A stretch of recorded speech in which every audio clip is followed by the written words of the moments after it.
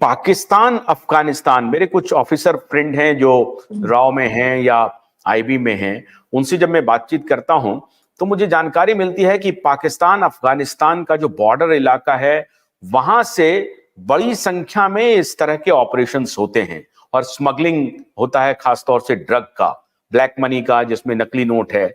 इस सब का बहुत बड़ा कार्टेल ऑपरेट करता है और वो फिर आहिस्ता आहिस्ता जो वर्ल्ड माफिया है उनके भी कनेक्शन में है।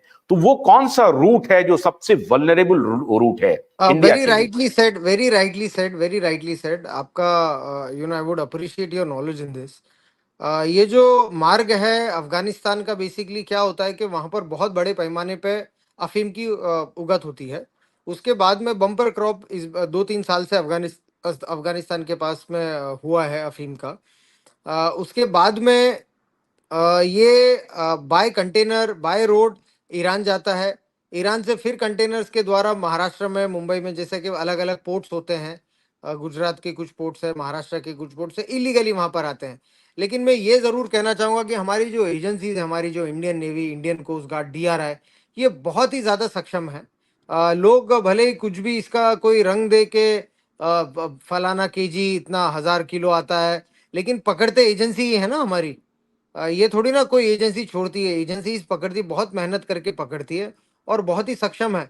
हमारे माननीय मोदी जी, हमारे माननीय अमित शाह जी के अंडर में जो एजेंसीज काम कर रही हैं, आप जो सीजर्स देखेंगे ये हीरोइन वगैरह का, काफी बड़ा पैमाने पे सीजर्स कंटिन्यूसली हो रहे हैं हमारे वेस्टर्न कोस्ट पे। सेकेंडली, ये भी आपकी बात सही है कि जो ब्लैक मनी से जनरेट होता है, ये फिर बाद में हवाला के जरिए पाकिस्तान के जैसे हमारे जो दुश्मन देश हैं इनके पास जाता है, अफगानिस्तान में चले जाता है। और ये जो ब्लैक मनी, ब्लैक मार्केटिंग है और जो हवाला द्वारा पैसे जाते हैं, तो ये इलीगली तौर पे हमारे देश को काफ़ी हानि भी पहुंचाती है और हानिकारक भी होता है, जिसे कहते हैं subverting activities against the country.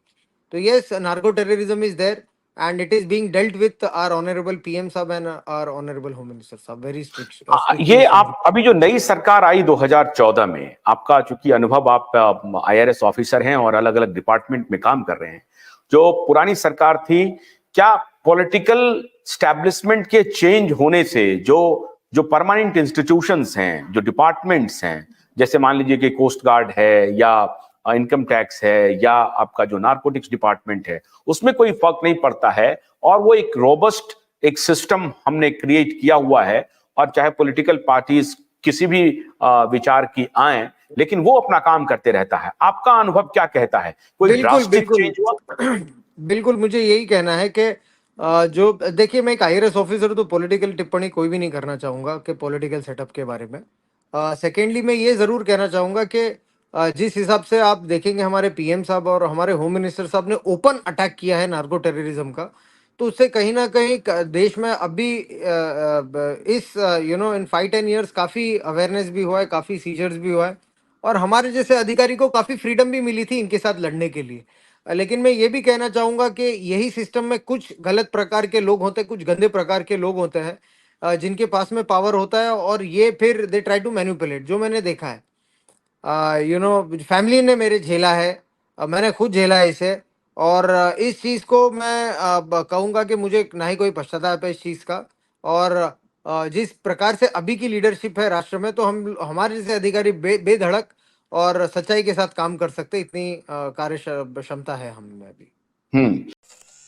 गन्ने की कड़ी बुनियाद, जिसे मराठी में खुडक्या और कुछ उत्तर भारत के क्षेत्रों में खुटकी भी कहा जाता है, उसे केवल भोलानाथ का 2-in-1 बैटरी ऑपरेटेड हार्वेस्टर कम ब्रश कटर आसानी से और बिना रुकावट के काट सकता है।